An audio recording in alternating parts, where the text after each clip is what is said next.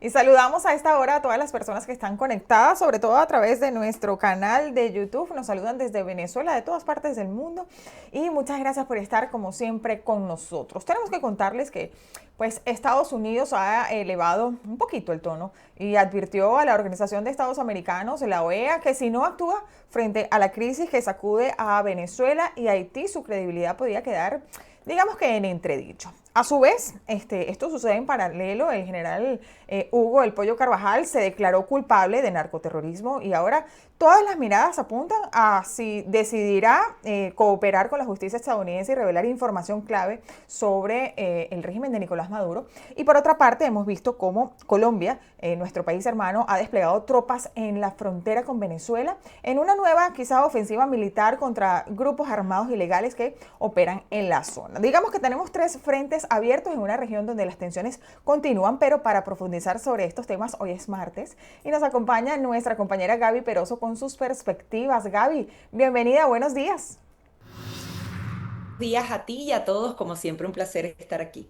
Igualmente, a ver Gaby, Estados Unidos, como dije, ha lanzado una advertencia donde de alguna forma cuestiona la razón de ser de la OEA si no logra actuar con contundencia entre la crisis de Venezuela y Haití. Esto no es quizás un simple reclamo a un organismo que ya viene de alguna forma arrastrando una fuerte pérdida de credibilidad, ¿no? Es decir, cuando el país más influyente del hemisferio pone en duda la existencia de este organismo, aunque ya la portavoz en español del Departamento de Estado suavizó un poco las declaraciones del subsecretario de Estado, Christopher Landon, estamos hablando de un reacomodo que busca sacar a actores tibios, digamos, del tablero. Que está realmente pasando en juego o que está en juego para Washington.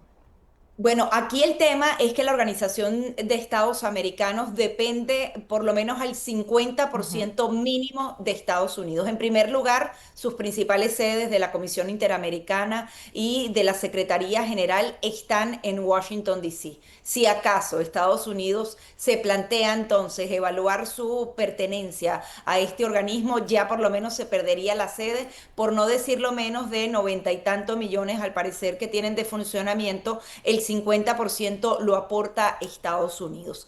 Y tomando en cuenta la manera en la que la administración de Donald Trump ha hecho muchas movidas, se puede entender que no se trata de una declaración retórica simplemente. Mm. Si realmente en algún momento se plantea que la Organización de Estados Americanos no está cumpliendo su rol fundamental, sencillamente ellos se podrían retirar. Han hecho este tipo de amenazas con Naciones Unidas, se han retirado del Comité de Derechos Humanos y adicionalmente también ha ocurrido a niveles mucho más altos, al tema de la OTAN y todo, con el propósito de que cumplan su misión fundamental.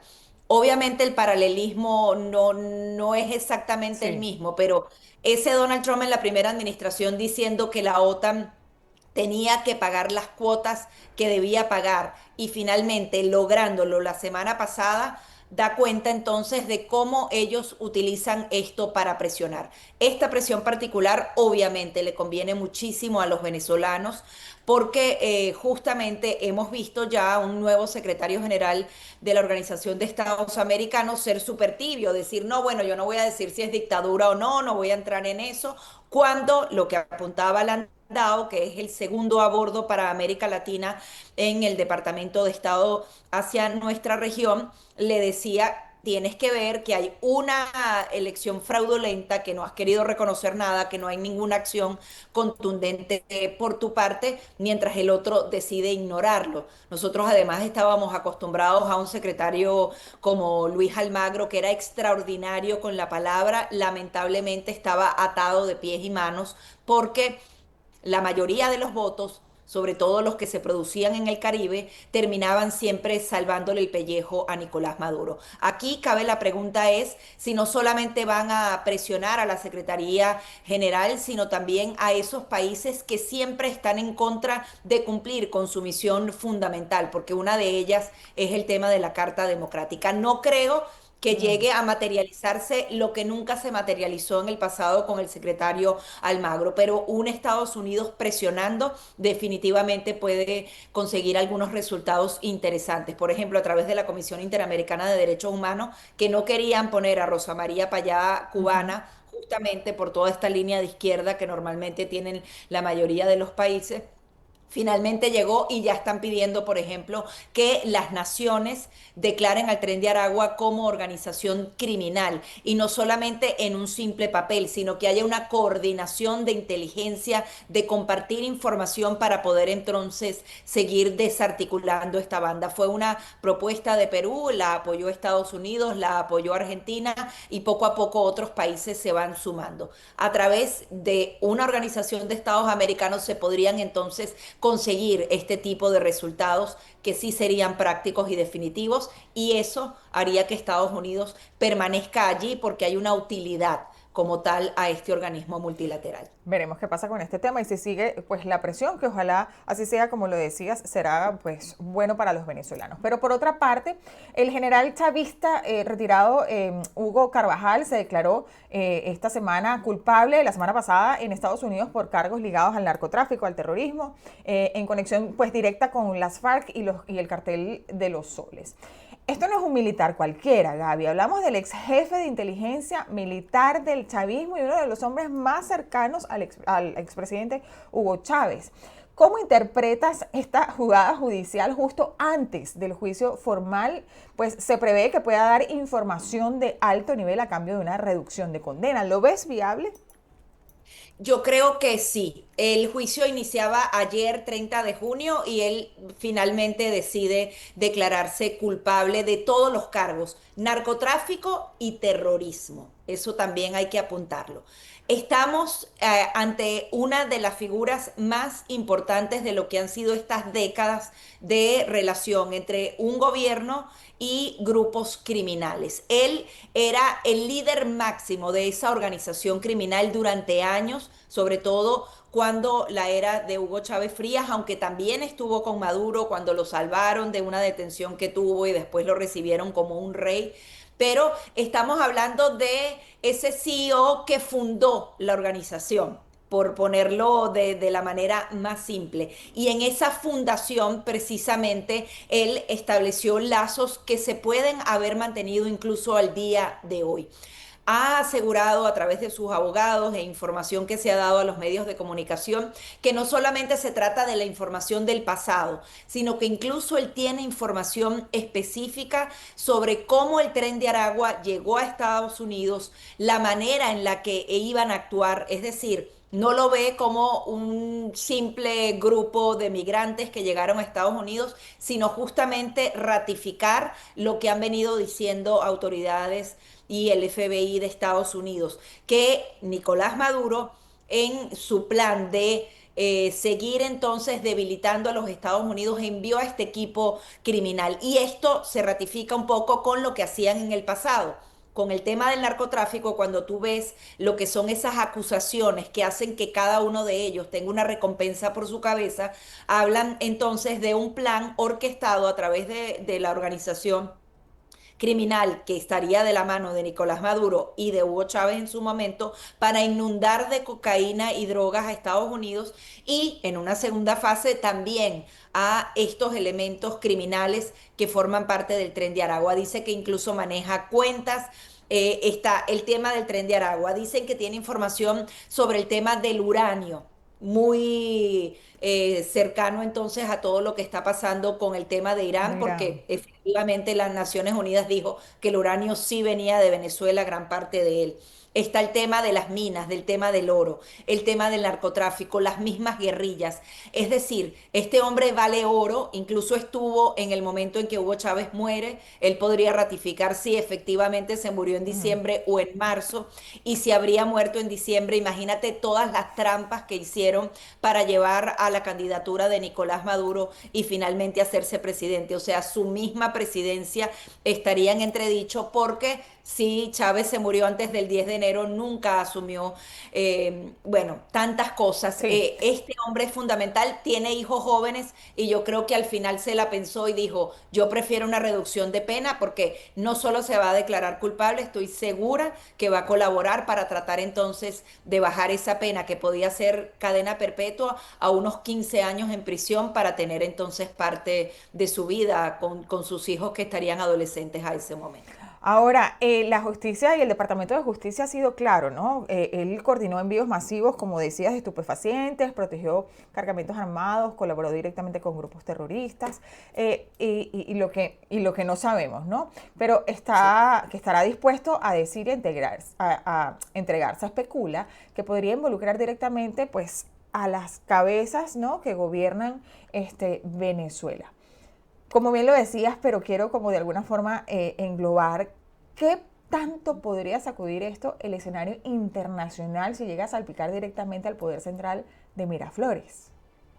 ¿Cuáles podrán No ser sé las hasta repercusiones? dónde sacudirlo. Laura, se sabe tanto sobre Venezuela, lamentablemente, se sabe tanto que han traficado durante años, a veces con barcos petroleros, a veces a través de la ganadería, de tantas formas como han traficado. Se sabe tanto de las organizaciones, de las reuniones que también tenían con Irán y con otras naciones, con Libia, con Siria, con tantas otras naciones para justamente seguir entonces un plan de ser un brazo en América Latina para ese tema terrorista, que no sé hasta dónde. Obviamente podría ser muy útil para seguir profundizando en esas investigaciones que sabemos que ahora las van a aprovechar mucho más porque se ve que nuevamente han reactivado todo ese tema de abordar el tema latinoamericano y el tema de droga y adicionalmente abordar el tema del terrorismo. Podría dar muchas otras luces, Sí. pero ya el mundo lo sabe. O sea, yo creo que no esta noticia va a hacer que el mundo reaccione y haya algo más. Lo que sí es que puede ser utilizado para otro tipo de operaciones y por eso también me llama la atención esto de Colombia con tropas, porque podría entonces Estados Unidos tener una aproximación distinta hacia Venezuela, ya centrada en ese tema criminal más que en el tema Sí. político. Ahora, Gaby, también vemos como Colombia ha movilizado más de 2.000 soldados, y esto en otro tema, pero que también, por supuesto, no, nos importa. Ha movilizado más de 2.000 soldados hacia la frontera con Venezuela como parte de, digamos, una nueva ofensiva contra grupos armados ilegales. Se trata de una zona históricamente inestable que ha sido controlada muchos tramos por guerrilla, disidencia, la FARC, bandas de narcotráfico. Esta acción militar ¿cómo ves esta actuación de parte de Colombia, aliado de Maduro además?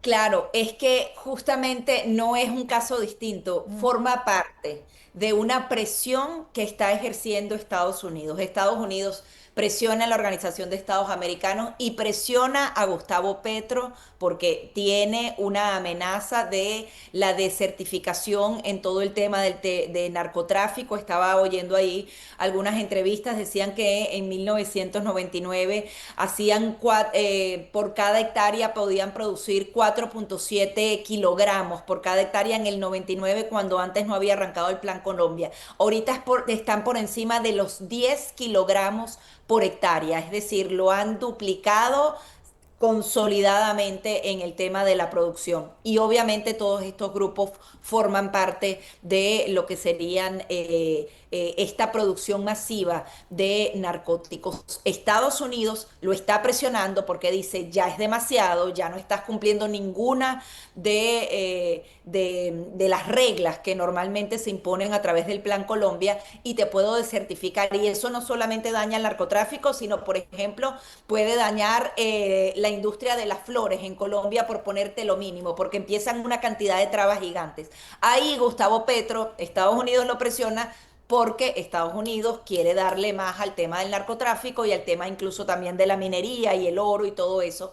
Esas dos cosas tienen que ver con los guerrilleros y Gustavo Petro se ve obligado a mandar esas tropas. No creo que él esté muy feliz en hacerlo. No se trata, en algunos artículos decía, él se había comprometido. No, él se había comprometido a perdonar a todos esos guerrilleros y tratar entonces de jugar ahí a que él había traído la paz, pero definitivamente no lo quería hacer a través de la vía militar y se ve forzado. Por tanto, me llama mucho la atención porque si Estados Unidos, ahí vimos que atraparon una embarcación con colaboración de Puerto Rico y de otras naciones, empieza entonces a decirle a todos los países alrededor de Venezuela, tenemos que atacar este tema del narcotráfico específicamente hacia el régimen de Nicolás Maduro, le cortas más financiamiento y adicionalmente lo vas desarmando. Podría ser interesante y yo creo que lo de Gustavo Petro es simplemente a regañadientes. No creo que él realmente tenga esta intención.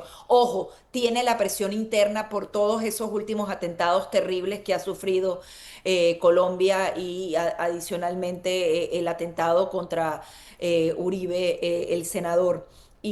Pero adicionalmente hay una presión fundamental para poder desarticular definitivamente a todas estas Sí. bandas. Ahora ves, digamos, un escenario de riesgo, una escalada militar indirecta entre ambos países, podría estar a punto de una respuesta del régimen venezolano que sea más que retórica, ¿lo ves por allí?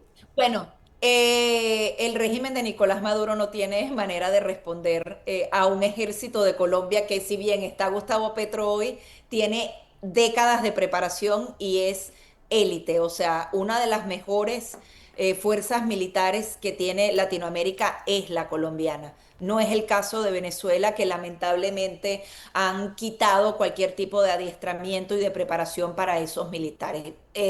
Realmente a Venezuela no le convendría porque sería en un soplo.